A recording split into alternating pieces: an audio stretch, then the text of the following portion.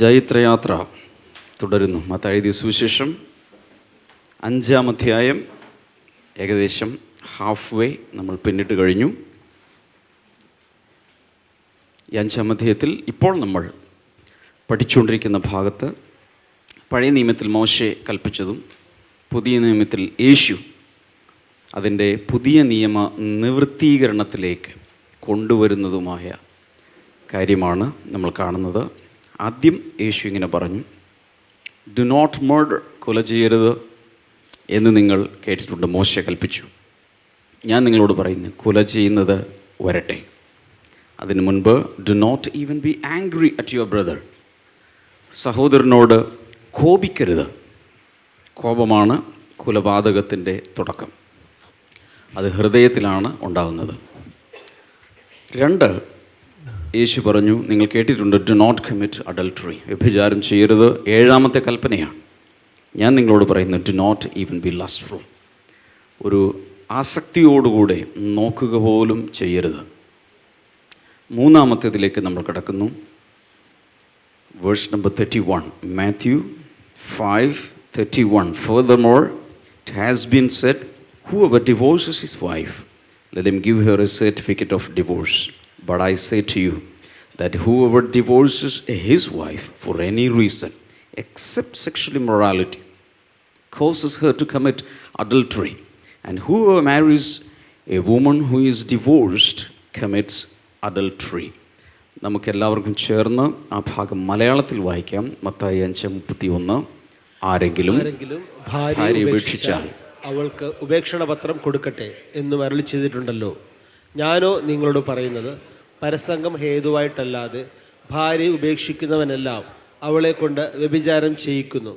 ഉപേക്ഷിച്ചവളെ ആരെങ്കിലും വിവാഹം കഴിച്ചാൽ വ്യഭിചാരം ചെയ്യുന്നു. പഴയ നിയമത്തിലെ ന്യായപ്രമാണം മുഴുവൻ മെയിൻലി എക്സ്റ്റേണൽ ലോസ്, പുറമേയുള്ള കാര്യങ്ങൾക്കാണ് പ്രാധാന്യം കൊടുത്തുകൊണ്ടിരുന്നത്. Jesus came and internalised all the law. അതെല്ലാം ആന്തരികമാക്കി, അകത്തുള്ള മാറ്റങ്ങളാക്കി മാറ്റി. ഈ ഭാഗം, ഭാര്യയെ ഉപേക്ഷിക്കണമെങ്കിൽ ഒരു സർട്ടിഫിക്കറ്റ് ഓഫ് ഡിവോഴ്സ് കൊടുത്താൽ മതി.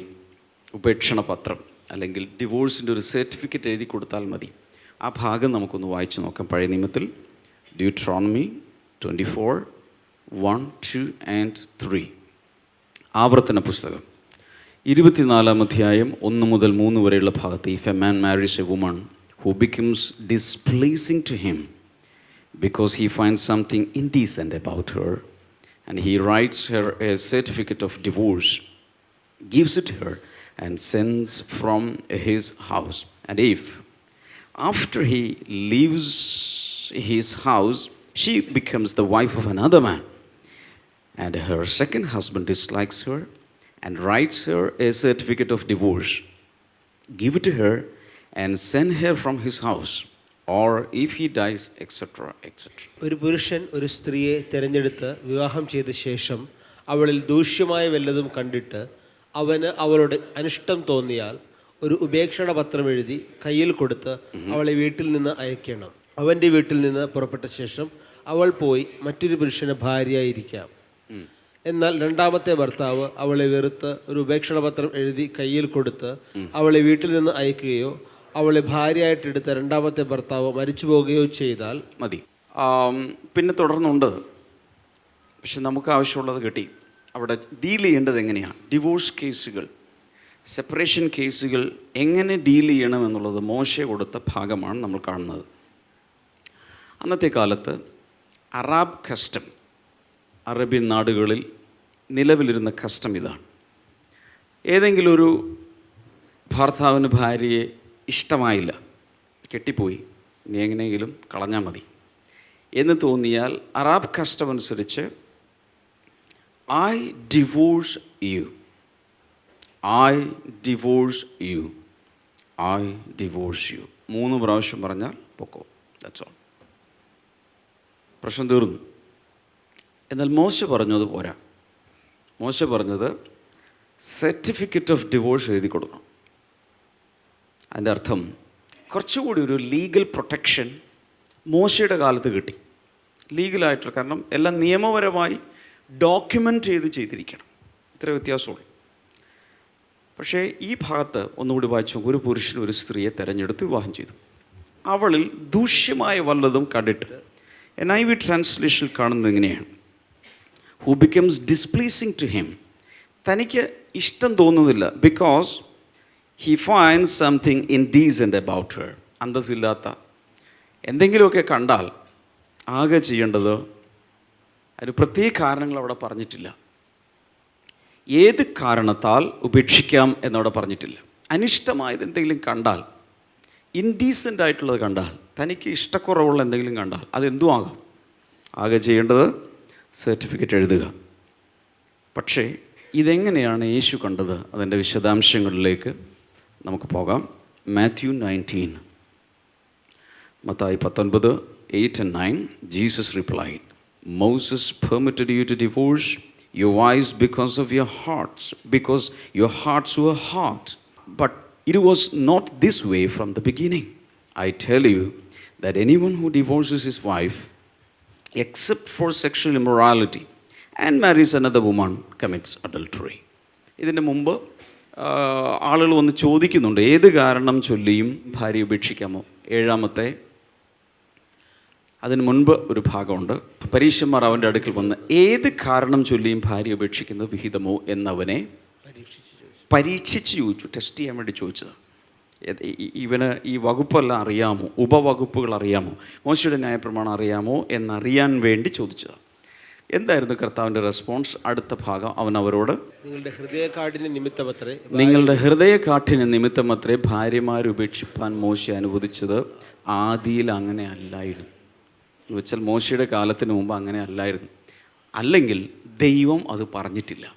ഉൽപ്പത്തി പുസ്തകം 2-ാം അധ്യായത്തിൽ നമ്മൾ കാണുന്നത്, അവൻ അവളോട് പറ്റിച്ചേരും. എങ്ങനെ? മാതാപിതാക്കന്മാരെ പിരിഞ്ഞ് ഒരു ഭർത്താവ് ഭാര്യയോട് പറ്റിച്ചേരും. ഇനി അവർ രണ്ടല്ല, ഒരു ശരീരമത്രേ.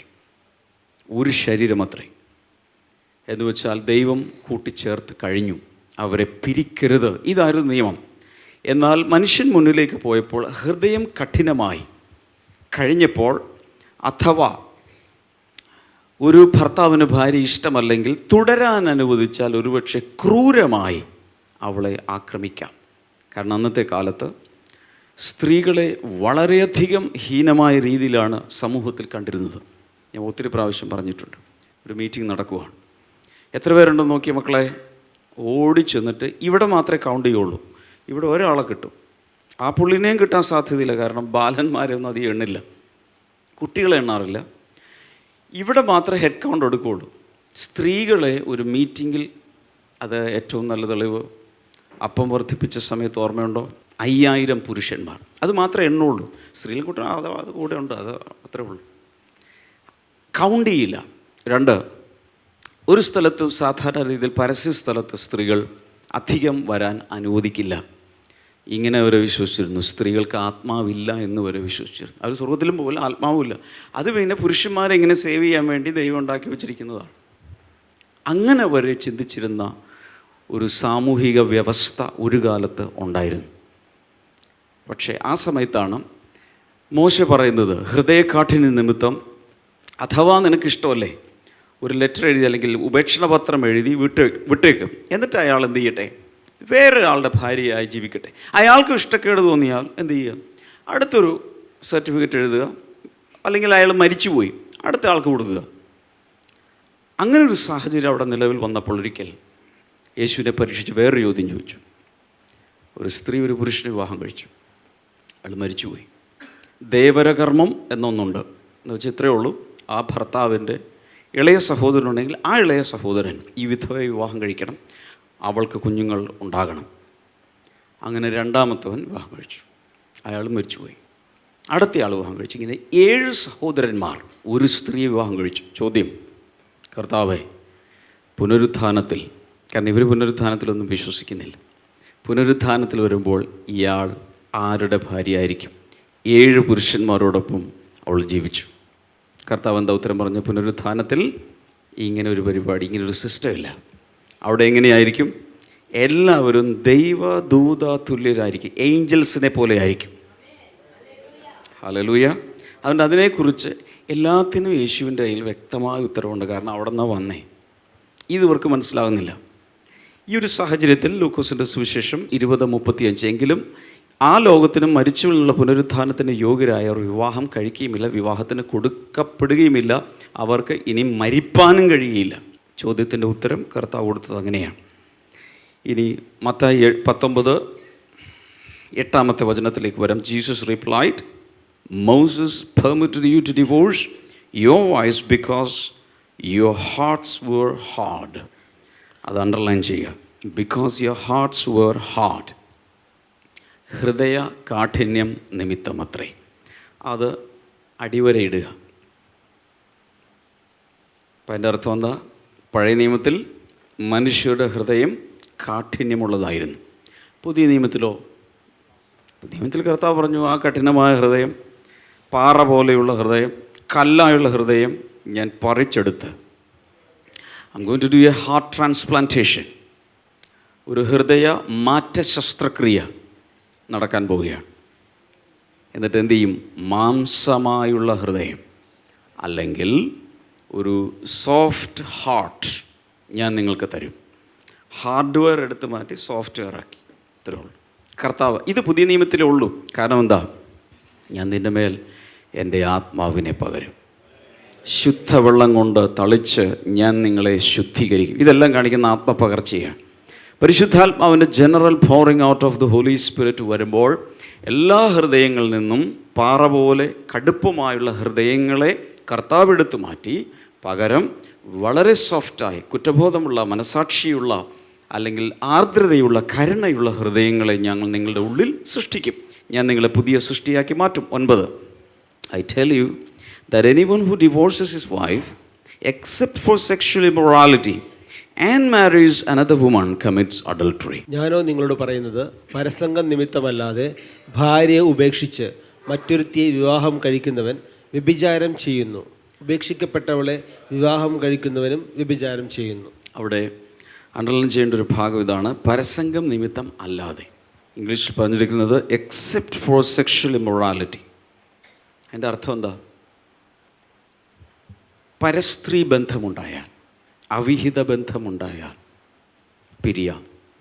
കർത്താവ് അനുവദിച്ചു പിരിയാം. പിരിയണം എന്ന് പറഞ്ഞിട്ടില്ല, പിരിയാം. He's giving a permission. കാരണം എന്താ? ഭാര്യ ഭർത്താക്കന്മാരായി ജീവിക്കുന്നവർ ആ വിവാഹബന്ധത്തിന് വെളിയിൽ ഒരു പുരുഷനുമായോ സ്ത്രീയുമായോ ശാരീരിക ബന്ധത്തിലേക്ക് വരുമ്പോൾ ആദ്യത്തെ വിവാഹം അസാധുവായി പോകും. മനസ്സിലാവുന്നുണ്ടോ? ആദ്യത്തെ കട്ടായി, ഉടമ്പടി ലംഘിക്കപ്പെടുന്നു. അതുകൊണ്ട് കർത്താവ് പറഞ്ഞു, വേണമെങ്കിൽ നിങ്ങൾക്ക് പിരിയാം. അതല്ലാതെ ഭർത്താവിന് പരസ്ത്രീകളുമായി ബന്ധമുണ്ട്, അല്ലെങ്കിൽ ഭാര്യയ്ക്ക് പരപുരുഷന്മാരുമായി ബന്ധമുണ്ട് എന്ന ഗ്രൗണ്ടിൽ എന്തു ചെയ്യാം?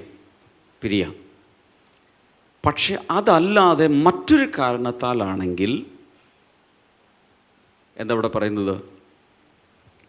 അവളെ കൊണ്ട് വ്യഭിചാരം ചെയ്യിക്കുന്നു. ഉപേക്ഷിച്ചവളെ ആരെങ്കിലും വിവാഹം കഴിച്ചാൽ it will be considered as adultery. അതിന് വ്യഭിചാരം എന്ന് കണക്കാക്കപ്പെടും. കർത്താവ് പറഞ്ഞതിൻ്റെ സാരം ഇതാണ്, എഴുതി വെക്കുക. Divorce is a tragedy. വിവാഹമോചനം ഒരു ദുരന്തമാണ്. Marital unfaithfulness is a cruel sin against one's spouse. ജീവിത പങ്കാളിയോട് ചെയ്യുന്ന അതിക്രൂരമായ ഒരു പാപമാണ് എന്ത്? വിവാഹ ജീവിതത്തിലെ അവിശ്വസ്തത. എഴുതണം. സ്വന്തം ജീവിത പങ്കാളിയോടുള്ള ക്രൂരമായ ഒരു പാപമാണ് എന്ത്? ജീവിത പങ്കാളിയോടുള്ള അവിശ്വസ്തത, വിവാഹ ജീവിതത്തിലെ അവിശ്വസ്തത. That's very important. ഒരിക്കൽ ഒരാൾ എന്നോട് വന്ന് പറഞ്ഞത് ഇതാണ്, ബ്രദറെ എനിക്കവളെ വേണ്ട. എന്താ ബ്രദറെ കാരണം? ഉത്തരം, she does not belong to my wavelength. എൻ്റെ വേവ് ലെങ്ത്തിൽപ്പെട്ട ആളല്ല ഇവൾ. വേവ് ലെങ്ത് വേറെയാ, ഫ്രീക്വൻസി വേറെയാ. ഞങ്ങൾക്ക് റിലേറ്റ് ചെയ്യാൻ കഴിയുന്നില്ല. ന്യായമായിട്ട് തോന്നും, പക്ഷെ അതിപ്പോഴല്ല ചിന്തിക്കേണ്ടത്, നേരത്തെ ചിന്തിക്കണമായിരുന്നു. വേവ് ലെങ്ത് ആദ്യം കണ്ടുപിടിക്കണമായിരുന്നു. കല്യാണം കഴിഞ്ഞ് 2 കൊല്ലം കഴിയുമ്പോഴല്ല വേവ് ലെങ്ത് അളക്കുന്നത്. ഇവളുടെ വേവ് എങ്ങനെയാണ്, എൻ്റെ വേവ് എങ്ങനെയാണ്, അപ്പോഴല്ല നോക്കണ്ടേ, നേരത്തെ നോക്കണമായിരുന്നു. പറയുന്നത് മനസ്സിലാകുന്നുണ്ടോ? തമിഴ്നാട്ടിൽ നടന്നൊരു വിവാഹമോചനത്തിൻ്റെ കാരണം കേട്ടത്, അവിടെ നിന്ന് വന്നൊരു പാസ്റ്റർ എന്നോട് പറഞ്ഞു വിവാഹമോചനത്തിൻ്റെ കാരണം. ഭർത്താവ് കല്യാണമെല്ലാം കഴിഞ്ഞ് എല്ലാവരും കൂടി ഒരു സദ്യ നടക്കുക. സദ്യ നടക്കുന്ന സമയത്ത് ഭർത്താവ് ഭക്ഷണം കഴിക്കുമ്പോൾ ഭക്ഷണത്തിൽ സാമ്പാറിലോ കറിവേപ്പില ഇങ്ങനെ എടുത്തിട്ട് ചപ്പിയിട്ട് അവിടെ വെച്ചു. ഭാര്യ പറഞ്ഞു ഇയാളെ കൂടി ഞാൻ ജീവിക്കില്ല. ഡീസൻസി ഇല്ലാത്ത മനുഷ്യൻ, ടേബിൾ മാനേഴ്സ് ഇല്ല. ഡിവോഴ്സ് നടന്നു. എന്തിനാ? കറിവേപ്പില ചപ്പിയതിന്. ടേബിൾ മാനേഴ്സ് ഇല്ലാത്തൊരുത്തനെ കൂടെ ഞാൻ ജീവിക്കില്ല. ഏത് കാരണം ചൊല്ലിയും ഒരു ഭർത്താവിന് ഭാര്യയോ ഭാര്യയ്ക്ക് ഭർത്താവിനെയോ ഉപേക്ഷിക്കാമോ? ഉത്തരം, ഹൃദയകാഠിന്യ നിമിത്തം മോശ അത് പറഞ്ഞു. പക്ഷെ ഞാൻ നിങ്ങളോട് പറയുന്നു, ഏത് കാരണം ചൊല്ലിയും പാടില്ല. ഒരു കാരണം ചൊല്ലി പാടുണ്ട്. അതേതാ? പരസംഗം, അല്ലെങ്കിൽ മറ്റൊരു സ്ത്രീയുമായി ബന്ധം, അല്ലെങ്കിൽ മറ്റൊരു പുരുഷനുമായി ബന്ധം ഉണ്ടെങ്കിൽ യു ക്യാൻ സെപ്പറേറ്റ്. ഇത് കർത്താവ് പറഞ്ഞു. അടുത്തൊരു ചോദ്യം, ഇത് മാത്രമുള്ള കാരണം ബൈബിൾ വേറെ ഏതെങ്കിലും കാരണമുണ്ടോ? അതും കൂടി കണ്ടുപിടിക്കും.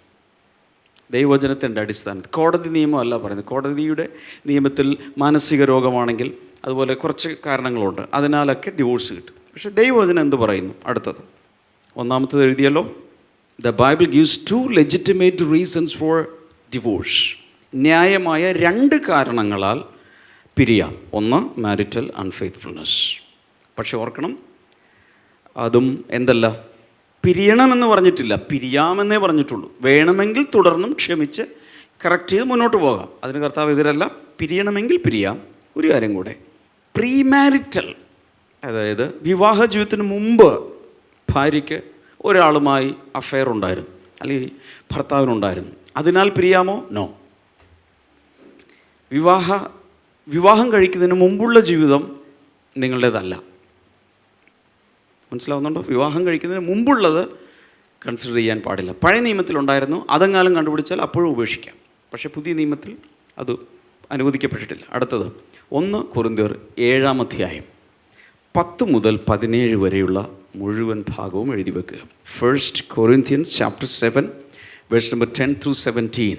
വിവാഹം കഴിഞ്ഞവരോട് ഞാനുള്ള കർത്താവ് തന്നെ കൽപ്പിക്കുന്നത്, ഭാര്യ ഭർത്താവിനെ വേർപിരിയരുത്. പിരിഞ്ഞൊന്നു വരികിലോ വിവാഹം കൂടാതെ പാർക്കണം. അല്ലെന്ന് വരികിൽ ഭർത്താവിനോട് നിരന്നുകൊള്ളണം. ഭർത്താവ് ഭാര്യ ഉപേക്ഷിക്കുകയും അരുത്. എന്നാൽ ശേഷമുള്ളവരോട് കർത്താവല്ല ഞാൻ തന്നെ പറയുന്നത്, ഒരു സഹോദരന് വിശ്വാസിയായ ഭാര്യ ഉണ്ടായിരിക്കുകയും അവൾ അവനോടുകൂടെ പാർപ്പാൻ സമ്മതിക്കുകയും ചെയ്താൽ അവളെ, ഇവിടെ എന്താ സംഭവം? എന്താണ്? ഫെയ്ത്ത്, വിശ്വാസം. ഒരാൾ കർത്താവിനെ സ്വീകരിച്ചു, ഒരാൾ വിശ്വാസത്തിൽ വന്നു. ഭർത്താവ് വിശ്വാസത്തിൽ വന്നു, ഭാര്യ വിശ്വാസത്തിൽ വന്നില്ല. പക്ഷേ അവൾ അവനോടുകൂടി പാർപ്പാൻ സമ്മതിക്കുകയാണ്. നിങ്ങൾ വിശ്വസിച്ച് പൊയ്ക്കോ, നിങ്ങൾ ബ്ലെസ്സിംഗ് സെൻറ്ററിൽ പൊയ്ക്കോ, നിങ്ങൾ എല്ലാത്തിലും പൊയ്ക്കോ, പക്ഷേ ഞാനിങ്ങനെ നിൽക്കുള്ളൂ എന്ന് പറഞ്ഞാൽ പിരിയരുത്. അവൾക്ക് കൂടെ നിൽക്കാൻ താല്പര്യമുണ്ടെങ്കിൽ പിരിയരുത്. അടുത്തത്, അവിശ്വാസിയായ ഭർത്താവുള്ള ഒരു സ്ത്രീയും അവൻ അവളോടുകൂടെ പാർപ്പാൻ സമ്മതിക്കുമെങ്കിൽ ഭർത്താവിന് ഉപേക്ഷിക്കരുത്. തിരിച്ചു, ജീവിത പങ്കാളികളിൽ ഒരാൾ വിശ്വാസത്തിൽ വന്നാൽ മറ്റേയാൾ വിശ്വാസത്തിൽ വരുന്നില്ല എന്ന കാരണത്താൽ ഉപേക്ഷിക്കരുത്. കൂടെ താമസിക്കാം. മനസ്സിലാവുന്നുണ്ടോ? അടുത്തത്, അവിശ്വാസിയായ ഭർത്താവ് ഭാര്യ മുഖാന്തരം.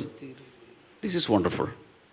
കാരണം ഒത്തിരി പേരുടെ തെറ്റിദ്ധാരണ ഈ ഒരു വചനം കൊണ്ട് മാറും. നിങ്ങളുടെ ഭർത്താവ് അല്ലെങ്കിൽ നിങ്ങളുടെ ജീവിത പങ്കാളി വിശ്വാസത്തിൽ വന്നിട്ടില്ലെങ്കിൽ ഒരു തോന്നൽ വരും, ഇവൾ നരകത്തിലോട്ട് ഞാൻ സ്വർഗത്തിലോട്ട്. എന്തിനിങ്ങനെ? ഒറ്റ റൂമിലാണ്, പക്ഷേ ഇവൾ പോകുന്നത് അങ്ങോട്ട്, ഞാൻ പോകുന്നത് ഇങ്ങോട്ട്. മാത്രമല്ല, ഇവൾ രക്ഷിക്കപ്പെടാത്തത് കൊണ്ട് അവളുടെ മേൽ കർത്തൃത്വം നടത്തുന്നത് പിശാചാണെങ്കിൽ ആ പിശാച് എൻ്റെ മേൽ കയറില്ലേ? ബൈബിൾ പറയുന്നു നോ. വായിച്ചേ, അവിശ്വാസിയായ ഭർത്താവ് ഭാര്യ മുഖാന്തരം വിശുദ്ധീകരിക്കപ്പെട്ടു. പിന്നെ അവിശ്വാസിയായ ഭാര്യ സഹോദരൻ മുഖാന്തരം വിശുദ്ധീകരിക്കപ്പെട്ടുമിരിക്കുന്നു. നിന്റെ ഭാര്യയുടെ അല്ലെങ്കിൽ ജീവിത പങ്കാളിയുടെ വിശ്വാസത്തിലില്ലാത്ത വ്യക്തിയുടെ ദുരാത്മാവോ അശുദ്ധിയോ പാപമോ ഇങ്ങോട്ടല്ല, നിന്റെ വിശുദ്ധിയും പരിശുദ്ധാത്മാവോ അങ്ങോട്ടേ പ്രവർത്തിക്കൂ. കൈയടിച്ച് പാസ്സാക്കുക. നല്ലതല്ലേ? കാരണം നമ്മളുടേതുപോലെയുള്ള സഭകളിൽ ആണ് പ്രധാനമായി ഇങ്ങനെ ഒരു സിസ്റ്റം ഉള്ളത്. പല ഡിനോമിനേഷനുകളിൽ ഇങ്ങനൊരു സിസ്റ്റം ഇല്ല. കാരണം അവിടെ ബയോളജിക്കൽ ഗ്രോത്ത് മാത്രമേ ഉള്ളൂ. അപ്പനമ്മ തലമുറകളായിട്ട് ഇങ്ങനെ വിശ്വാസത്തിലുള്ള ഒത്തിരി സഭാവിഭാഗങ്ങളുണ്ട്. അവിടെ ഇങ്ങനൊരു ക്വസ്റ്റ്യൻ വരുന്നില്ല, എല്ലാവരും അങ്ങനെ തന്നെ. ഓൾറൈറ്റ്. പക്ഷെ നമ്മുടേതുപോലുള്ള സഭകളിൽ ഒരാൾ ആദ്യം വിശ്വാസത്തിൽ വരുന്നു, അയാളുടെ ജീവിതത്തിലെ മാറ്റം അതൊക്കെ കണ്ട് ടെസ്റ്റൊക്കെ ചെയ്തിട്ട് വേണം മറ്റേയാൾ വിശ്വാസത്തിൽ വരാൻ. അപ്പോൾ ചിലപ്പോൾ സമയമെടുക്കും, ചിലപ്പോൾ വർഷങ്ങളെടുക്കും. ശരിയാണോ? അങ്ങനൊരു സാഹചര്യത്തിനുള്ളിലൊരു സംശയം വരും, ഇവളെത്ര പറഞ്ഞിട്ട് രക്ഷിക്കപ്പെടുന്നില്ല. എന്നാൽ പിന്നെ എന്ത് ചെയ്തേക്കാം, ഇവളങ്ങ് വിട്ടിട്ട് നല്ല വിശ്വാസമുള്ളൊരു പെങ്കൊച്ചിനെ കല്യാണം കഴിക്കും. കർത്താവ് പറഞ്ഞു നോ, വെയിറ്റ്. ഇനി അല്ലെങ്കിൽ നിങ്ങളുടെ മക്കൾ അശുദ്ധർ എന്ന് വരും. അതിൻ്റെ അർത്ഥം എന്താ? അവിശ്വാസിയായ ഭാര്യയിലോ ഭർത്താവിലോ ഉണ്ടാകുന്ന കുഞ്ഞുങ്ങൾ അശുദ്ധരല്ല, അവർ ശുദ്ധരായിരിക്കും. കാരണം നിൻ്റെ വിശുദ്ധിക്കാണ് അവളുടെ അശുദ്ധിയേക്കാൾ ശക്തി. Isn't that wonderful? അടുത്തത്, ഇപ്പോഴോ അവർ വിശുദ്ധരാകുന്നു. അടുത്ത വചനം, അവിശ്വാസി വേർപിരിയുന്നു എങ്കിൽ വേർപിരിയട്ടെ. അതും നിയമമല്ല, പെർമിഷനാണ്. വേണമെങ്കിൽ. ഒരു തരത്തിലും ഒത്തുപോകുന്നില്ല. ഇങ്ങനെ പറയുന്നതാണ് കുറച്ചുകൂടി നല്ലത്. സ്വന്തം ജീവിത പങ്കാളിയുടെ പെരുമാറ്റം അല്ലെങ്കിൽ സഹവാസവും നിയമാവലികളും സ്വന്തം നിത്യജീവനെ ബാധിക്കുന്ന ഒരവസ്ഥ വന്നാൽ വേണമെങ്കിൽ പിരിയാം. എന്ന് വെച്ചാൽ എന്താ അർത്ഥം? ഒരു അണ്ടർസ്റ്റാൻഡിങ് പോക്കുവാണെങ്കിൽ അങ്ങോട്ട് പോക്കോട്ടെ. പക്ഷെ ഭർത്താവ് ഭാര്യയോട് പറയുകയാണ്, ഒരു കാരണവശാലും നീ യേശുവിൽ വിശ്വസിക്കാൻ പാടില്ല. നീ എൻ്റെ ഭാര്യയാണെങ്കിൽ യേശുവിനെ നീ തള്ളിപ്പറഞ്ഞേ പറ്റൂ. അതിൻ്റെ അർത്ഥം എന്താ? സ്വന്തം നിത്യരക്ഷ നഷ്ടപ്പെടാൻ സാധ്യതയുണ്ട്. ആ ഒരു സാഹചര്യത്തിൽ പിരിയാം. നിത്യജീവൻ്റെ കാര്യം വന്നാൽ പിരിയാം, അതല്ലെങ്കിൽ പിരിയരുത്. ഈ വകയിൽ സഹോദരനോ സഹോദരിയോ ബദ്ധരായിരിക്കുന്നില്ല. എന്നാൽ സമാധാനത്തിൽ ജീവിപ്പാൻ ദൈവം നമ്മെ വിളിച്ചിരിക്കുന്നു. എന്തിനു വേണ്ടി വിളിച്ചിരിക്കുന്നത്? സമാധാനത്തിൽ ജീവിക്കാൻ. അത് 17 വരെ ആ ഭാഗം പോകുന്നുണ്ട്.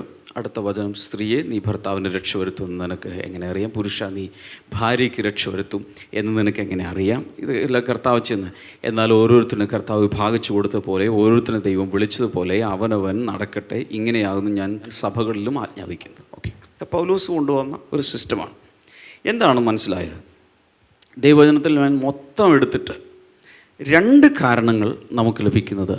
ഒന്ന്, മാരിറ്റൽ അൺഫെയ്ത്ത്ഫുൾനെസ് അല്ലെങ്കിൽ ജീവിത പങ്കാളിയുടെ അവിശ്വസ്തത. 2 എന്ന് വെച്ചാൽ അവിശ്വാസിയാണ് സ്വന്തം ജീവിത പങ്കാളി. ഒരു തരത്തിലും മുന്നോട്ട് പോകാൻ പറ്റാത്തൊരു സാഹചര്യം, സ്വന്തം രക്ഷ നഷ്ടപ്പെടും എന്നൊരവസ്ഥ വന്നാൽ പിരിയാം.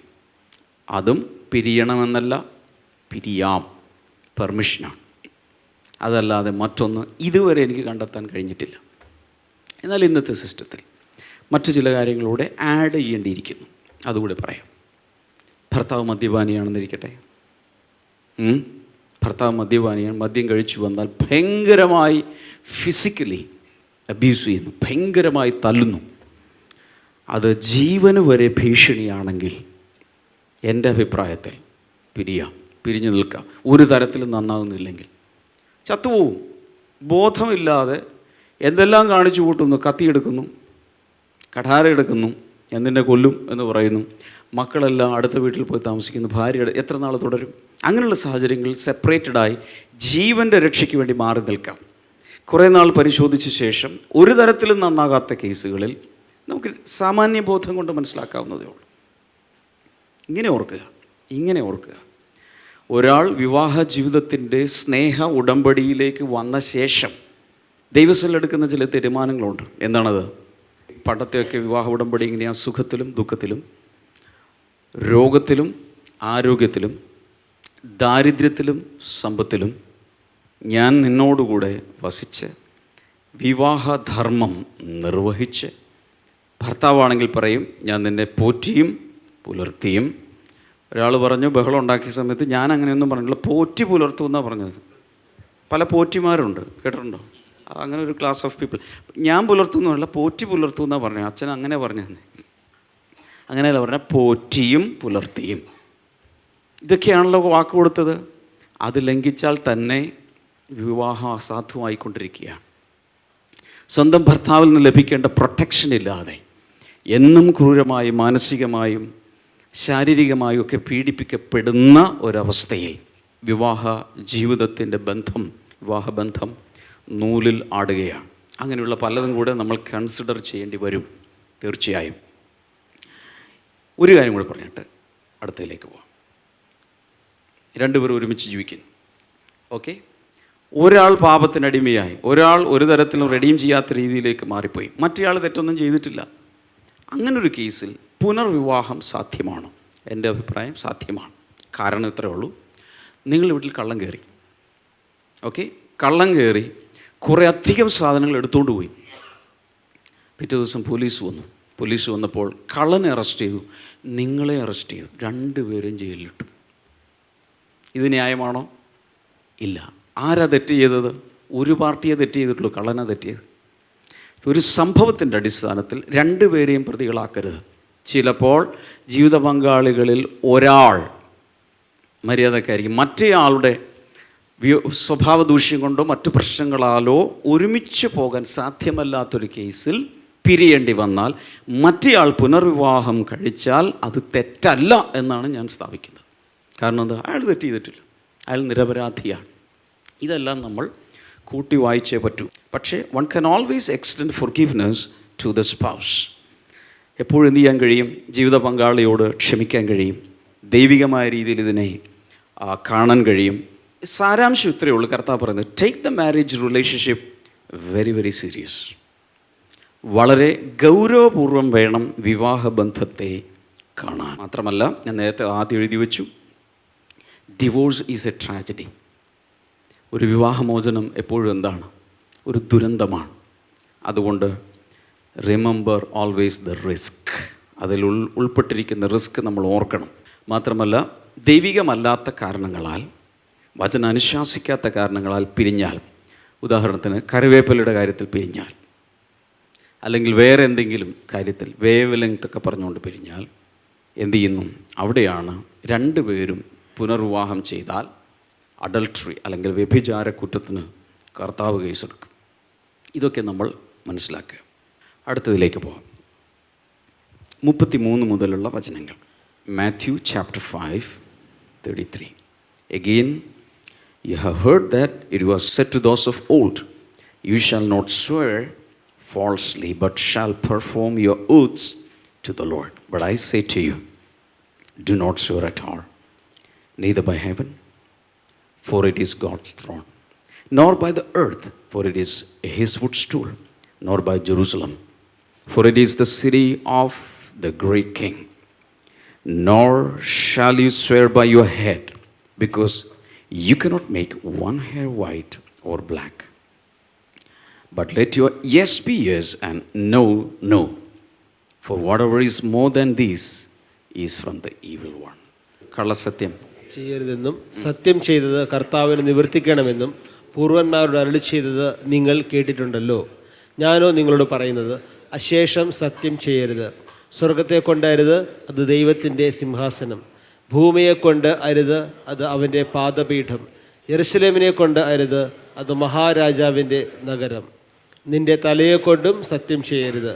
ഒരു രോമവും വെളുപ്പിപ്പാനോ കറുപ്പിപ്പാനോ നിനക്ക് കഴിയുകയില്ലല്ലോ. നിങ്ങളുടെ വാക്ക് ഉവ്വ ഉവ്വ എന്നും ഇല്ല ഇല്ല എന്നും ആയിരിക്കട്ടെ. ഇതിൽ അധികമായത് ദുഷ്ടനിൽ നിന്ന് വരുന്നു. 3 വചനങ്ങൾ തരാൻ ആഗ്രഹിക്കുന്നു. എഴുതാം. ഇതിൻ്റെ ഓൾഡ് ടെസ്റ്റമെൻറ്റ് ബാക്ക്ഗ്രൗണ്ട് എന്താണ്? Leviticus chapter 19 verse number 12. ലേവ്യ പുസ്തകം 19:12. Do not swear falsely by my name, and so profane the name of your God. I am the Lord. എൻ്റെ നാമത്തെ കൊണ്ട് കള്ളസത്യം ചെയ്ത് നിന്റെ ദൈവത്തിൻ്റെ നാമത്തെ അശുദ്ധമാക്കരുത്. ഞാൻ യഹോവ ആകുന്നു. ദൈവം പറയുകയാണ്, എൻ്റെ പേരെടുത്ത് കള്ളസത്യം ചെയ്ത് എൻ്റെ പേരിനെ നീ അശുദ്ധമാക്കരുത്. ഒത്തിരി പേര് ചെയ്യുന്നൊരു പരിപാടിയാണ്. ദൈവത്താണ് സത്യം. അതെന്താണത്? കള്ളസത്യം. ഒരു കള്ളം സ്ഥാപിക്കാൻ വേണ്ടി ദൈവത്തെ കൂട്ടുപിടിക്കുകയാണ്. ശരിയായ സത്യത്തെക്കുറിച്ചല്ലോട്ട് ഇത് പറയുന്നത്, കള്ളസത്യം ചെയ്തതിനെക്കുറിച്ചാണ് പറയുന്നത്. എല്ലാവരും പറഞ്ഞു കള്ളസത്യം. സത്യമുണ്ട്, കള്ളസത്യമുണ്ട്. അതെന്താ തമ്മിലുള്ള വ്യത്യാസം? സത്യം സത്യമാണ്, ട്രൂത്ത് ഈസ് ട്രൂത്ത്. കള്ളസത്യം എന്ന് പറയുന്നത് സത്യത്തെ പോലെ കള്ളത്തെ കൊണ്ടുവന്ന് പരിവേഷമണിയിച്ച് ഉടുപ്പിടിച്ച് അവതരിപ്പിച്ച് ആളുകളെ സത്യമാണ് ധരിപ്പിക്കുന്നതാണ് കള്ളസത്യം. അത് സ്ഥാപിക്കാൻ വേണ്ടി നീ എൻ്റെ പേരെടുക്കരുത്. വ്യക്തമായി മനസ്സിലാക്കണം എന്താണെന്നുള്ളത്. അടുത്തത് നമ്പേഴ്സ് 32, സംഖ്യാപുസ്തകം 30, 2-ാം വചനം. When a man makes a vow to the Lord or takes an oath to obligate himself by a pledge, he must not break his word but must do everything he said. ആരെങ്കിലും യഹോവയ്ക്ക് ഒരു നേർച്ച നേരുകയോ ഒരു പരിവർജന വ്രതം ദീക്ഷിപ്പാൻ ശപഥം ചെയ്യുകയോ ചെയ്താൽ അവൻ വാക്കിന് ഭംഗം വരുത്താതെ തൻ്റെ വായിൽ നിന്ന് പുറപ്പെട്ടതുപോലെയൊക്കെയും നിവർത്തിക്കണം. ഇത് ദൈവത്തോട് ചെയ്യുന്ന ചില നേർച്ച കഴിക്കുക എന്നൊക്കെ പറയില്ലേ, വൗസ്. When a man makes a vow to the Lord, ഒരാൾ ദൈവത്തോട് പറയുക, നീ ഇന്നതുപോലെ എൻ്റെ പ്രാർത്ഥന കേട്ടാൽ ഞാൻ ഇന്നത് ചെയ്തു തരാം. നമ്മളൊക്കെ പലപ്പോഴും പറഞ്ഞു പോവും. ഇതാണ് ദൈവത്തോട് നേർച്ച കഴിക്കുക എന്ന് പറയുന്നത്. സാധാരണ നാട്ടുകിടപ്പിൽ നേർച്ചയെക്കുറിച്ച് അല്ലോട്ട് ഇത് പറയും. അക്കാലത്തൊക്കെ ഒത്തിരി ഉണ്ടായിരുന്നു.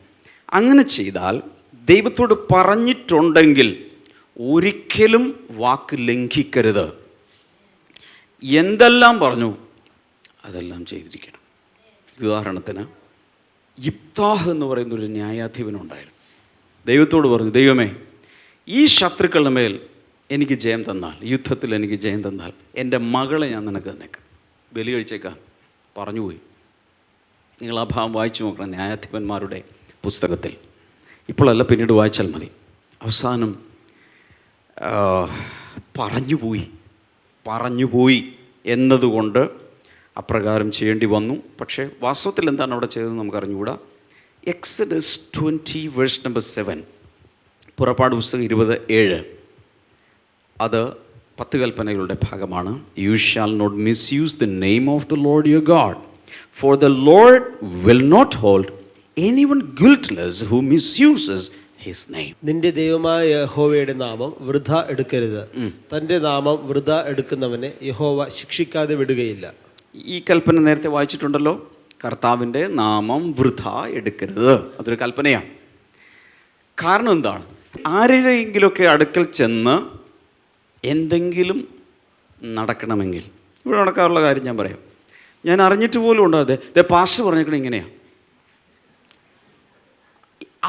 ഇത് കേട്ടാണ് ഈ കൽപ്പന എന്താണെന്ന് ഞാൻ മനസ്സിലാക്കിയത്. ഇത് സത്യം പറഞ്ഞാൽ എൻ്റെ പൊരുൾ തിരിഞ്ഞത് അപ്പോഴാണ്. ഇനി വീടുകളിൽ നടക്കാറുണ്ട്. അപ്പൻ്റെ പേര് ഡാഡി പറഞ്ഞേക്കണം ഇങ്ങനെ ചെയ്യാനാ. ആര് പറയും? ഭാര്യ പറയും, വൈഫ്. കാരണം പിള്ളേരെ അനുസരിപ്പിക്കണം. അതിന് വേണ്ടിയിട്ട് പറയുകയാണ് ഡാഡിയുടെ നാമത്തിൽ. ഇതുപോലെ പല സ്ഥലങ്ങളിലും നടക്കാറുണ്ട്. കർത്താവ് പറഞ്ഞു, എൻ്റെ നാമം എടുത്ത് നീ ഇതുപോലെ ദുരുപയോഗം ചെയ്യരുത്. You shall not misuse the name of the Lord your God. അങ്ങനെ ഉപയോഗിക്കരുത്. അപ്പോൾ അടുത്തൊരു ചോദ്യം. അപ്പോൾ ഇത് 2 കാര്യം ഇവിടെ പറയുന്നു. ഒന്ന്, കള്ളസത്യം ചെയ്യുന്നതിനെക്കുറിച്ച്. 2, ദൈവത്തോടൊരു കാര്യം നേർച്ച നേർന്നാൽ നിവർത്തിക്കുന്നതിനെക്കുറിച്ച്. ഈ 2 കാര്യങ്ങൾ എടുത്താണ് കർത്താവ് പറയുന്നത്. അടുത്തത്, പുതിയ നിയമത്തിൽ, നമ്മുടെ ഇപ്പോഴത്തെ സാഹചര്യത്തിൽ അല്ലെങ്കിൽ പഴയ നിയമത്തിൽ, can anyone take oath in the name of God? ദൈവനാമത്തിൽ സത്യം ചെയ്യാമോ? കള്ളസത്യം ചെയ്യരുതെന്നാണ് പറഞ്ഞത്. സത്യം ചെയ്യാമോ? വചനം തന്നെ നോക്കാം. ഞാൻ പറഞ്ഞു വചനത്തെ വചനം കൊണ്ട് വേണം വ്യാഖ്യാനിക്കാൻ. നോക്കാം. ഡ്യൂട്രോണമി 10:20, ആവർത്തന പുസ്തകം 10, 20-ാമത്തെ വചനം. Fear the Lord your God and serve him. Hold fast to him and take your oaths in his name. നിന്റെ ദൈവമായ യഹോവയെ നീ ഭയപ്പെടണം, അവനെ സേവിക്കണം, അവനോട് ചേർന്നിരിക്കണം, അവൻ്റെ നാമത്തിൽ സത്യം ചെയ്യണം. അവൻ്റെ നാമത്തിൽ സത്യം ചെയ്യണം എന്നാണ് അവിടെ പറയുന്നത്. കള്ളസത്യം ചെയ്യരുത് അവൻ്റെ നാമത്തിൽ. സത്യമാണെങ്കിൽ അവൻ്റെ നാമത്തിൽ ചെയ്യാം, നോ പ്രോബ്ലം. വ്യത്യാസം മനസ്സിലാകുന്നുണ്ടോ? ഉദാഹരണത്തിന് വിവാഹ ഉടമ്പടി എങ്ങനെ നടത്തുന്നത്? ഞാനിവിടെ ചെയ്യുമ്പോൾ ഇങ്ങനെയാണ്. 2 പേരെയും കൈപിടിപ്പിച്ച ശേഷം ഉടമ്പടി കൊടുക്കുമ്പോൾ ഇങ്ങനെ പറയും, ദൈവത്തിൻ്റെ നാമത്തിലും ദൈവദൂതന്മാരുടെ സാന്നിധ്യത്തിലും അതുപോലെ ദൈവസഭ, ദൈവവചനം, ഇതിനെയെല്ലാം സാക്ഷി നിർത്തിക്കൊണ്ട് ഉടമ്പടി ചെയ്യും. പിതാവിൻ്റെയും പുത്രൻ്റെയും പരിശുദ്ധാത്മാവിൻ്റെ നാമത്തിൽ നിന്നാണ് ഉടമ്പടി തുടങ്ങുന്നത്. ത്രിത്വനാമത്തിലാണ് തുടങ്ങുന്നത്. ആ നാമത്തിലാണ് ഒരു പുരുഷൻ ഒരു സ്ത്രീക്ക്, ഒരു സ്ത്രീ പുരുഷന് വാക്ക് കൊടുക്കുന്നത്. There is no problem at all. അതിനെക്കുറിച്ചല്ല കർത്താവ് പറയുന്നത്. കള്ളസത്യം ചെയ്യുന്നതിനെക്കുറിച്ച്, ദൈവനാമത്തെ എടുത്തിട്ട് കള്ളസത്യം ചെയ്യുന്നതിനെക്കുറിച്ചാണ് പറഞ്ഞു വരുന്നത്. അതായത് in A truthful way you can use the name of the Lord. സത്യം ചെയ്യുവാൻ, അല്ലെങ്കിൽ ഒരു സത്യമായ ഒരു കാര്യത്തിന് വേണ്ടി ദൈവനാമത്തെ എടുക്കാം. ഉദാഹരണത്തിന് പല കോടതികളിലും ക്രിസ്ത്യാനിയാണെന്ന് മനസ്സിലായാൽ അവസാനം ഇയാൾ പറയുന്നതെല്ലാം ശരിയാണ് എന്ന് തെര്യപ്പെടുത്താൻ വേണ്ടി ബൈബിളിൽ തൊട്ടിട്ട് പറയാൻ പറയും. ഇന്നും കോടതികളിലുണ്ട്. ശരിയാണോ? ബൈബിളിൽ കൈവച്ചിട്ടാണ് പറയിപ്പിക്കുന്നത്. ഇന്നുമുണ്ട്. പക്ഷെ അക്കാലത്ത് അവർ ചെയ്തുകൊണ്ടിരുന്നൊരു രീതി എന്ന് വെച്ചാൽ ചുമ്മാ ഇങ്ങനെ ഏത് കാരണവും ഇങ്ങനെ പറഞ്ഞുകൊണ്ട് ദൈവനാമത്താൽ ദൈവത്തെ കൂട്ടുപിടിച്ച് ഇങ്ങനെ പറയുമായിരുന്നു. അവിടെ വേറെ ചില കാര്യങ്ങളിലൂടെ മത്തായി സുവിശേഷം 5 കണ്ടത്, ആലയത്തെ കൊണ്ട് ചെയ്യരുത്, തലയെ കൊണ്ട് ചെയ്യരുത്, കുറേ കാര്യങ്ങൾ പറഞ്ഞുകൊണ്ട് ലിസ്റ്റ് കൊടുത്ത് ഇതെ കൊണ്ടൊന്നും നീ ചെയ്യരുത് എന്ന് പറയാൻ കാരണം, അക്കാലത്ത് ജെറൂസലേം ദേവാലയത്തിൻ്റെ മുകളിൽ ഉണ്ടായിരുന്നൊരു കമാനം ഉണ്ടായിരുന്നു. അതായത് സ്വർണം കൊണ്ടുണ്ടാക്കിയൊരു താഴികക്കുടം പോലെ. ചിലർ പറയും ആ ദേവാലയത്തിൻ്റെ താഴികക്കുടത്താലാണ് എന്ന് പറഞ്ഞുകൊണ്ട് സത്യം ചെയ്യും. അടുത്തത് ആ താഴികക്കുടത്തിലെ സ്വർണ്ണത്താലാണ് എന്ന് പറഞ്ഞുകൊണ്ട് സത്യം ചെയ്യും. ചിലർ തലയെ വെച്ച് സത്യം, ചിലർ അമ്മയെ വെച്ച് സത്യം ചെയ്യും. അത് ഇന്നുമുണ്ട്. അമ്മയാണ് സത്യം, അച്ഛനാണ് സത്യം. ശരിയാണോ? ഇതൊന്നും നീ ചെയ്യരുത്, ഇതിനെ പ്രതി നീ ചെയ്യരുത് എന്ന് കർത്താവ് പറയുകയാണ്. കാരണം എന്തെന്ന് വെച്ചാൽ ഇതെല്ലാം Jesus is everything is ultimately God's. ഇതൊക്കെ പറഞ്ഞാലും എന്തിനെക്കുറിച്ചാണ് പറഞ്ഞു വരുന്നത്? ദൈവത്തെ ബാധിക്കുന്ന ഇതെല്ലാം ദൈവത്തിൻ്റേതാണ്. അതുകൊണ്ട് നീ അത് ചെയ്യരുത്. പിന്നെ ഒരു കാര്യം ഇവിടെ പറഞ്ഞു, നിൻ്റെ തലമുടിയെ കറുപ്പിക്കാനോ വെളുപ്പിക്കാനോ സാധ്യമല്ല. അന്ന് ഡൈ കണ്ടുപിടിച്ചിട്ടില്ലായിരുന്നു. അതുകൊണ്ടാണ് കർത്താവ് അങ്ങനെ പറഞ്ഞത്. ഇന്നത്തെ കാലത്ത് കറുപ്പിക്കുകയും വെളുപ്പിക്കുകയും ചോമ്പിക്കുകയും നീലയാക്കുകയും പച്ചയാക്കുകയും പല വർണ്ണത്തിലാക്കുകയും മയിൽപ്പീലി പോലെയൊക്കെ എല്ലാം ചെയ്യുന്ന പരിപാടികളുണ്ട്. ഇതിനെക്കുറിച്ചും അല്ല കർത്താവ് ഉദ്ദേശിച്ചത്. നിനക്ക് സാധിക്കുമോ? ഡൈ ഉപയോഗിച്ച് ചെയ്യുന്ന കാര്യമല്ല പറയുന്നത്. അല്ലാതെ ഒരാൾക്ക് മുടി കറുക്കട്ടെ, മുടി വെളുക്കട്ടെ എന്ന് പറഞ്ഞാൽ നടക്കുമോ? നോ. അത് നടക്കില്ലെങ്കിൽ നിൻ്റെ തലയാണ പോലും നീ സത്യം ചെയ്യരുത്.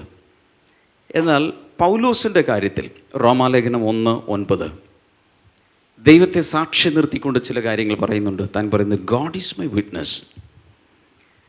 ഞാൻ ക്രിസ്തുവിൽ സത്യം പറയുന്നു, ഞാൻ പറയുന്നത് ഭോഷ്കല്ല എന്ന് തുടർന്ന് വായിച്ചാൽ കാണാം. ദൈവനാമത്താൽ അവിടെ ദൈവത്തെ സാക്ഷി നിർത്തിക്കൊണ്ട് പൗലോസ് പറയുന്നു. ഇനി വെളിപാട് പുസ്തകം 10-ാം അധ്യായം 5-6 വചനങ്ങളിൽ ഒരു ദൂതൻ വന്നിട്ട്, the angel swears by the name of the Lord. ആകാശവും അതിലുള്ളതും ഭൂമിയും അതിലുള്ളതും സമുദ്രവും അതിലുള്ളതും സൃഷ്ടിച്ചവനായി എന്നേക്കും ജീവിച്ചിരിക്കുന്നവനെ ചൊല്ലി സത്യം ചെയ്തു. ദൂതൻ അർത്ഥം എന്ത് മനസ്സിലാക്കുന്നു?